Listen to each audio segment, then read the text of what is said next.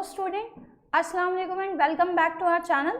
सो student, आज हम आपके लिए एक और वीडियो लेकर आए हैं जो आपको एक्चुअल में क्या है थोड़ा सा आपकी टेंशन को रिड्यूस कर देगी। बिकॉज इस वीडियो के अंदर हम पार्ट बी के सारे एमसीक्यूज को करेंगे कवर अप। ओके, जहाँ पर एक्चुअल में ऑलरेडी हम आपको एमसीक्यू प्रोवाइड कर चुके हैं, बट एक फुल फ्लैश एक्चुअल में एक कंपाइल्ड फॉर्म में ये वीडियो है जहाँ पार्ट बी के एमसीक्यूज होंगे। मतलब पार्ट बी के 4 chapter financial management, financial market, marketing management and consumer protection के क्वेश्चंस को करेंगे हम डिस्कस। ओके, सो चलिए let's start with financial management. Now the question number 1 is business finance is needed to. Business finance की requirement किस लिए होती है?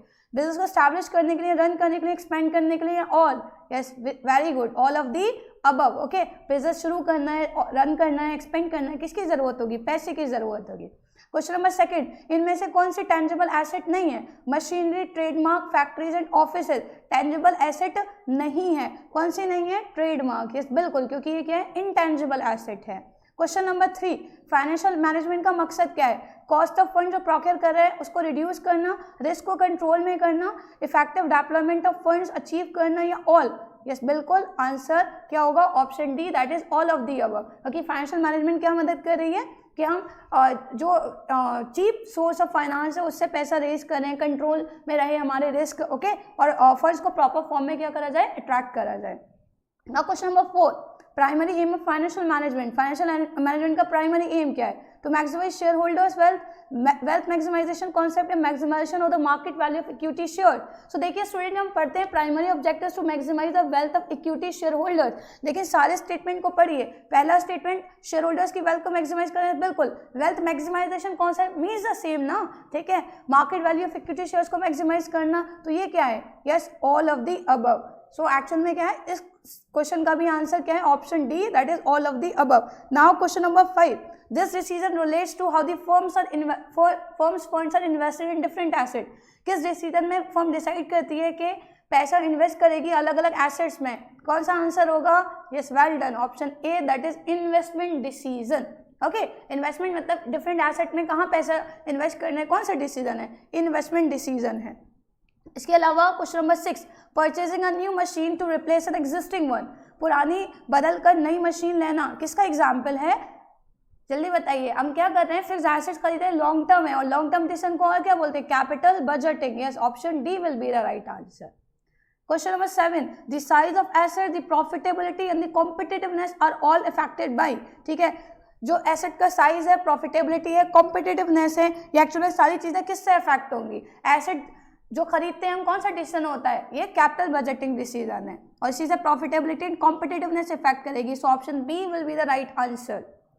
Question number 8, these decisions affect the liquidity as well as profitability of the business. Liquidity means एक ऐसा process जहाँ पर आप एसेट को इजीली कैश में कन्वर्ट कर सकते हो, ठीक है। तो कौन से डिसीजन लिक्विडिटी और प्रॉफिटेबिलिटी को अफेक्ट करेंगे? Capital budgeting, financing, working capital, या डिविडेंड डिसीजन? लिक्विडिटी किस में होगी? वर्किंग कैपिटल में ना। वर्किंग कैपिटल वो कैपिटल जो डे टू डे एक्सपेंसेस को सेटिस्फाई करने के लिए चाहिए। Means option C. Okay, now question number 9, Dev के पास 2 प्रोजेक्ट थे, A and B, same amount of risk है, दोनों प्रोजेक्ट में रिस्क का लेवल सेम है, और रेट ऑफ रिटर्न जो है वो प्रोजेक्ट ए में मिल रही है 20%, प्रोजेक्ट बी में मिल रही है 15%। नॉर्मल सर्कमस्टांस में मतलब एक्चुअली रिस्क लेवल सेम है, but the rate of return is different. In case of A he is getting 20% while in project B 15%। तो कौन सा प्रोजेक्ट सेलेक्ट करेगा? Very easy, project A, because में return ज्यादा है और रिस्क दोनों में सेम है। क्वेश्चन नंबर 10, कौन सा डिसीजन है जहाँ पर कंपनी क्वांटम डिसाइड करती है कि कितना प्रोपोर्शन में पैसा रेज करना है लॉन्ग टर्म सोर्सेज से? तो एक्चुअली पैसा रेज करने के रिगार्डिंग कौन सा डिसीजन होता है? यस बिल्कुल सही, financing decision. Question number 11, firm की इनेबिलिटी जब वो अपनी फिक्स फाइनेंशियल ऑब्लिगेशन को मीट आउट नहीं कर पाती, जैसे पेमेंट ऑफ इंटरेस्ट, तो उसको क्या बोलेंगे हम? कि कंपनी का फाइनेंशियल रिस्क बढ़ गया है। ओके, और एक्चुअल में क्या है? फाइनेंशियल रिस्क क्या होगा कि जब कंपनी क्या नहीं कर पाएगी, कंपनी अपने जो फिक्स ऑब्लिगेशन है, फिक्स ऑब्लिगेशन जैसे इंटरेस्ट पे करनी है, जैसे फिक्स ऑब्लिगेशन, कंपनी का चाहे प्रॉफिट हो रहा है या नहीं हो रहा, क्या है ये? फाइनेंशियल रिस्क बढ़ जाएगा कंपनी का।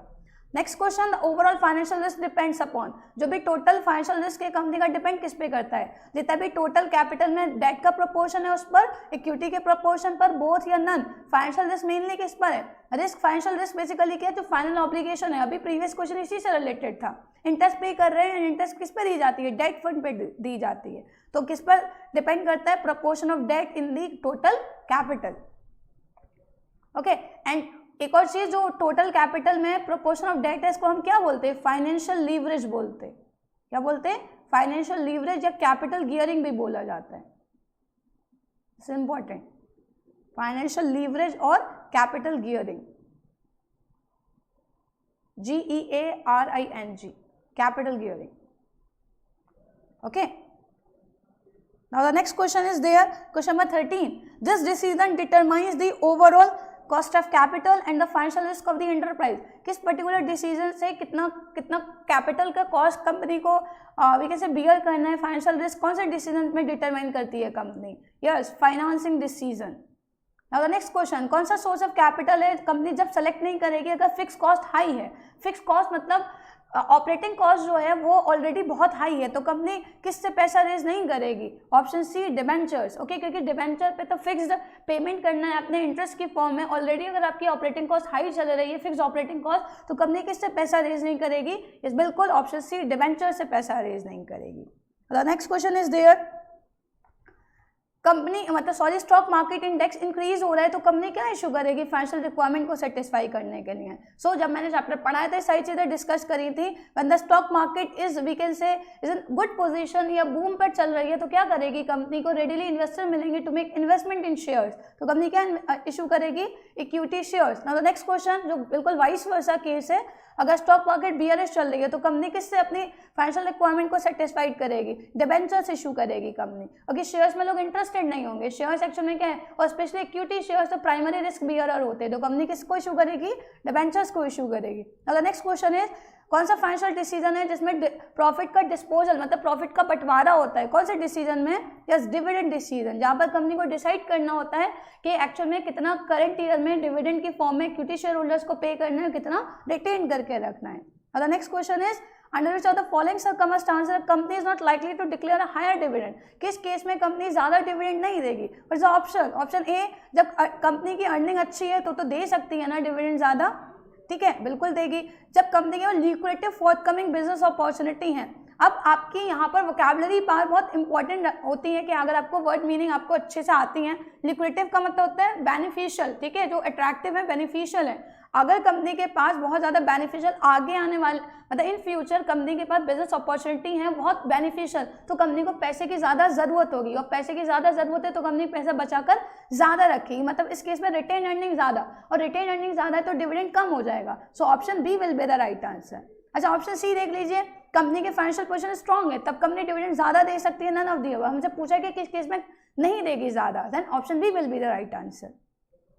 क्वेश्चन नंबर 19, किस केस में कंपनी हायर डिविडेंड देगी, हाई डिविडेंड कब देगी, जब टैक्स रेट हाई है, नहीं भाई टैक्स रेट जब ज़्यादा है तो जितना डिविडेंड देगी उतना टैक्स ज़्यादा देना पड़ेगा, टैक्स रेट कम होगा तब ज़्यादा देगी, या टैक्स रेट कोई इफेक्ट नहीं डालता है डिविडेंड पर या नन, तो किस केस में ज़्यादा देगी, जब टैक्स रेट क्या होगा, कम होगा। यस, जब टैक्स रेट कम होगा तो ज़्यादा देगी, क्योंकि ऑलरेडी अगर टैक्स रेट ज़्यादा है तो जितनी डिविडेंड देगी उतना ज़्यादा टैक्स देना पड़ेगा। Next question is, it is essentially the preparation of a financial blueprint of an organisation future operation, कि इनमें से किस कॉन्सेप्ट का मतलब है कि कंपनी क्या करती है, ऑर्गेनाइजेशन में के जो फ्यूचर ऑपरेशन है उनको सेटिस्फाई करने के लिए जितने पैसे की रिक्वायरमेंट होगी उसका एक ब्लूप्रिंट तैयार करती है। इस प्रोसेस का नाम क्या है, ये कॉन्सेप्ट आपने रिलेट करना है। Option A financial management, option B financial planning, option C capital budgeting decision, या ऑप्शन डी डिविडेंड डिसीजन। बताइए कंपनी किस कॉन्सेप्ट के अकॉर्डिंग क्या करेगी, जो फाइनेंशियल ब्लूप्रिंट है ऑर्गेनाइजेशन का वो तैयार करेगी। यस, क्या है आंसर, फाइनेंशियल प्लानिंग, बिकॉज पहले ही फोर्सी कर लेगी कि फ्यूचर में इन फ्यूचर बिजनेस के ऑपरेशन एक्टिविटीज को मैनेज करने के लिए कितने पैसे की रिक्वायरमेंट है। तो नेक्स्ट क्वेश्चन, कौन सा ऐसा प्रोसेस है जो मैनेजमेंट को इनेबल करता है कि वो फंड रिक्वायरमेंट को फोर्सी करे, साथ के साथ क्वांटम कितने अमाउंट या कितने प्रोपोर्शन में चाहिए, और एज वेल एज टाइमिंग के रिगार्डिंग भी, ठीक है। एक प्रोसेस है, प्रोसेस का नाम बताना है। सो प्रोसेस क्या है, फाइनेंशियल प्लान, मतलब एक ऐसा प्रोसेस जहाँ पर कंपनी क्या कर रही है, फोर्सी कर रही है, मतलब फोरकास्टिंग कर रही है, तो किसका पार्ट है, फाइनेंशियल प्लानिंग का। कंपनी डिसाइड करती है कहाँ से लेना है, कितना लेना है, कब लेना है। सो आंसर देखो 20 एंड 21 का दोनों का आंसर सेम है, लेकिन क्वेश्चन पूछने का जो स्टाइल है वो थोड़ा डिफरेंट है, ठीक है। तो क्वेश्चन को समझना है, कॉन्सेप्ट को, यहाँ पर भी बात हो रही है ना कि फ्यूचर ऑपरेशन को पहले ही आइडेंटिफाई कर लेना है, प्रिपेयर कर लेना है, पहले से ही तैयारी रखनी है, पता होना चाहिए कितने पैसे की रिक्वायरमेंट है। यहाँ पर भी तो ये कह रहा है फंड रिक्वायरमेंट को फोर्सी करना है, कितना चाहिए, कब चाहिए, सारे कॉन्सेप्ट ऑफ फाइनेंशियल प्लानिंग। और नेक्स्ट क्वेश्चन, कपिल लिमिटेड एक ऐसी कंपनी है जो ready to eat food products में डील कर रही है, okay. Over the years company की जो पोटेंशियल है, अर्निंग पोटेंशियल, वो इंक्रीज हुई है, इससे रेपुटेशन काफ़ी अच्छी है। फाइनेंशियल मैनेजर काफ़ी कॉन्फिडेंट है कि ना सिर्फ एक्चुअल में करंट ईयर की अर्निंग अच्छी होंगी बल्कि फ्यूचर ईयर्स की भी काफ़ी अर्निंग अच्छी होंगी और ज़्यादा हाई हो जाएगी। कौन सा रिलेटेड फैक्टर है डिविडेंड डिसीजन का जो इस लाइन में कह रहा है? तो कपिल लिमिटेड एक्चुअल में क्या है, पोटेंशियल पहले भी अच्छा है और ये एक्सपेक्टेड कर रहा है, कॉन्फिडेंट है कि ना सिर्फ करंट ईयर का बल्कि आगे का भी। सो किसको रिलेट करें? Stability of earning. किसको? Stability of earning. बिकॉज क्या कह रहा है, is confident that not just the earning of current year but of a future years are likely to be high. Then कौन सा फैक्टर है? Stability of earning. Kapil is very confident. Okay. Now next question, Ambal Limited has been experiencing a downfall in its popularity क्योंकि competition बढ़ गया है। Company के पास कोई actual में क्या है, आगे विएबल बिजनेस एक्सपेंशन अपॉर्चुनिटीज नहीं है, ठीक है। आगे बिजनेस को बढ़ाने के लिए बहुत अच्छी अपॉर्चुनिटी नहीं है, इसलिए कंपनी के मैनेजमेंट ने डिसाइड करा कि वो ज़्यादा डिविडेंड देगी करंट ईयर के रिगार्डिंग। तो कौन सा फैक्टर है? कंपनी क्या डिविडेंड ज़्यादा देगी जब कंपनी के पास क्या है, ग्रोथ अपॉर्चुनिटी। इस कॉन्सेप्ट में किसका जिक्र करा जा रहा है कि कंपनी के पास ग्रोथ अपॉर्चुनिटी नहीं है, तभी कंपनी डिविडेंड ज़्यादा डिक्लेयर करेगी। याद करिए जब टॉपिक पढ़ाया था, कंपनी के पास ग्रोथ अपॉर्चुनिटी ज़्यादा है तो कंपनी को पैसे की रिक्वायरमेंट ज़्यादा होगी, रिटेन अर्निंग का प्रोविजन बढ़ा देगी, डिविडेंड कम देगी। जब ग्रोथ अपॉर्चुनिटीज कम है तो क्या करेगी, डिविडेंड ज़्यादा देगी और रिटेन अर्निंग कम कर रखेगी, ठीक है। सो 23 का ऑप्शन होगा option B. Okay, now the next question, gamble limited एक कंपनी है जो हेल्थ केयर प्रोडक्ट्स में डील कर रही है। कंपनी काफी अच्छा प्रॉफिट अर्न कर रही है, is earning high profit but is short on cash, मतलब कैश की वजह से कमिंग है तो वो डिविडेंड कम दे रही है क्योंकि पहले का प्रॉफिट इतना नहीं है, कैश नहीं है। कौन सा फैक्टर है जिसका जिक्र यहाँ पर करा गया है? Preference of share holders, earning, cash flow position या कॉन्ट्रैक्चुअल। देखो क्या कहा जा रहा है, प्रॉफिट तो अच्छा है लेकिन शॉर्ट कैश की शॉर्टेज है, तो इसका मतलब क्या है कि कैश फ्लो पोजीशन अच्छी नहीं है, एग्जिस्टिंग फाइनेंशियल पोजीशन अच्छी नहीं है। In the current year the company is able to earn the good profit, लेकिन एक्चुअल में क्या है, ओवर द ईयर कंपनी की फाइनेंशियल पोजीशन अच्छी नहीं है, तो इसीलिए कंपनी डिविडेंड कम दे रही है। कौन सा फैक्टर है? Cash flow position. Now the next question, Lalit एक एक्सपीरियंस स्टॉक ब्रोकर है जो अपने क्लाइंट प्रभु को एडवाइस कर रहा है कि भाई ब्लू एंजल लिमिटेड कंपनी के शेयर्स में इन्वेस्टमेंट करो क्योंकि कंपनी ज़्यादा डिविडेंड देगी और increase in dividend is perceived the good news and stock price react positively to it. और कंपनी ज़्यादा डिविडेंड दे रही है, इससे एक्चुअल में क्या है, स्टॉक प्राइस भी पॉजिटिवली इंक्रीज होंगे। कौन सा फैक्टर है जो बताया जा रहा है? Tax rate, growth prospect, stock market reaction या एक्सेस टू कैपिटल मार्केट। क्या कर रहा है ये देख रहा है कि न्यूज चल रही है क्योंकि ये ऑलरेडी क्या है, एक एक्सपीरियंस स्टॉक ब्रोकर है, इसने स्टॉक मार्केट को क्या करा है, स्टडी कर रहा है, उसकी रिएक्शंस को नोटिस करा है, इसी बेसिस पर वो अपने क्लाइंट को एडवाइस कर रहा है कि भाई तुम ब्लू एंजल लिमिटेड कंपनी के शेयर्स में इन्वेस्टमेंट करो। कौन सा टॉप पॉइंट है? Stock market reactions. Now the next question is there, company को कंपनीज एक्ट के प्रोविजंस को फॉलो करना चाहिए। एडेयर का मतलब है कॉम्प्लायंस, ठीक है, फॉलो करना किसी चीज को जब डिविडेंड डिसीजन लिया जाए। कौन सा फैक्टर है? ठीक है, contractual, legal, access to capital market या preference of share holder. Very easy. कौन सा? लीगल कॉन्स्ट्रेंट, क्योंकि कंपनीज एक्ट की बात हो गई, ये एक लॉ आ गया। कौन सी कॉन्स्ट्रेंट्स हो गई? ये लीगल कॉन्स्ट्रेंट्स हैं। नेक्स्ट क्वेश्चन, एक फाइनेंशियल इंस्टीट्यूशन से लोन लिया है, लोकेश एंटरप्राइजेज ने एक एग्रीमेंट साइन करा कि वो डिविडेंड जब तक मतलब अपने शेयर होल्डर्स को 15% से ज़्यादा नहीं पे करेगी। कब तक पे नहीं करेगी? जब तक लोन रीपे नहीं हो जाता, और हो सकता है डिविडेंड ना भी दी जाए। लिक्विडिटी रेशियो कितना है? 1:1 है। कौन सा फैक्टर है? भाई लोन लिया है और लोकेश एंटरप्राइज के ऊपर कंडीशन रख दी कि आप क्या नहीं करोगे, 15% से ज़्यादा नहीं दोगे, ठीक है, और in case of equity share holder dividend नहीं दिया जाएगा, तो कंपनी क्या हो गई? कॉन्ट्रैक्चुअल कॉन्स्ट्रेंट्स पॉइंट है यहाँ पर। कौन सा रिलेटेड फैक्टर है? कॉन्ट्रैक्ट जो करा गया है उसमें बंद गई है, बाउंड है कंपनी उसके अकॉर्डिंग काम करने के रिगार्डिंग। अनदर क्वेश्चन, इसमें से कौन सा ऑब्जेक्टिव फाइनेंशियल प्लानिंग का नहीं है? Ensure enough fund are available at the right time. बिल्कुल सही, इसीलिए तो प्लान करते हैं ताकि सही टाइम पर इनफ फंड हो ऑर्गेनाइजेशन के पास। Ensuring access availability of fund at right time, जरूरत से ज्यादा पैसा होना चाहिए नहीं, बिल्कुल एडुकेट सफिशिएंट फॉर्म में। नेक्स्ट क्या है? स्मूथ बिजनेस होगा, ऑपरेट करेगा, बिल्कुल ऑल ऑफ दी होगा। कौन सा ऑब्जेक्टिव नहीं है? Option B, excess availability. Excess थोड़ी जितनी रिक्वायरमेंट है, जितनी सफिशिएंसी है, उतने ही अमाउंट में क्या करना है, हमें अरेंज करना है पैसा। Now question number 29, financial plans को किन बातों को ध्यान में रखते हुए ड्रॉ करा जाता है जब फाइनेंशियल प्लान बनाए जाते हैं? Growth prospects, performance of the organisation, investment या ऑल ऑफ द अबव। कोई भी ऑर्गेनाइजेशन जब फाइनेंशियल प्लान बनाएगी तो कौन कौन से फैक्टर्स को कंसीडर करेगी? ग्रोथ प्रोस्पेक्ट भी देखेगी, कंपनी की परफॉर्मेंस भी देखेगी, इन्वेस्टमेंट अपॉर्चुनिटीज भी देखेगी। The answer will be all of the above. Short term financial plan क्या होता है? जो एक शॉर्ट टर्म के लिए बनाया जाता है। वेरी इजी, ये टाइप्स ऑफ प्लान में भी पूछा जा सकता है। आंसर विल बी बजट, क्योंकि बजट सिंगल यूज प्लान है, एक बार बनाया जाएगा, वन टाइम में यूज करा जाएगा, अनदर टाइम पीरियड के लिए न्यू बजट सेट करा जाएगा। तो एक शॉर्ट टर्म फाइनेंशियल प्लान है। Now you have to arrange the steps जो फाइनेंशियल प्लानिंग में होते हैं। फाइनेंशियल प्लानिंग मतलब ऐसा कोई प्रोसेस नहीं है, but according to the sense, ठीक है, कॉमन सेंस एक प्रोसेस है, तो उसको अरेंज करना है। कंपनी सबसे पहले क्या करेगी? कंपनी एक्चुअल में जनरली एक सेल्स फोरकास्ट करेगी कि कितना सेल होगा, उसके हिसाब से फाइनेंशियल स्टेटमेंट बनाएगी, देन एक्सपेक्टेड प्रॉफिट का एस्टिमेशन होगा। So option B will be the right answer. कैसे क्या? सेल्स फोरकास्ट की कितनी सेल हो सकती है, फोरकास्टिंग करेगी, उसके बेसिस पर कंपनी फिर उसके बाद क्या करेगी? फाइनेंशियल स्टेटमेंट बनाएगी एंड एक्सपेक्टेड प्रॉफिट कितना हो सकता है उसका अंदाजा लगाएगी।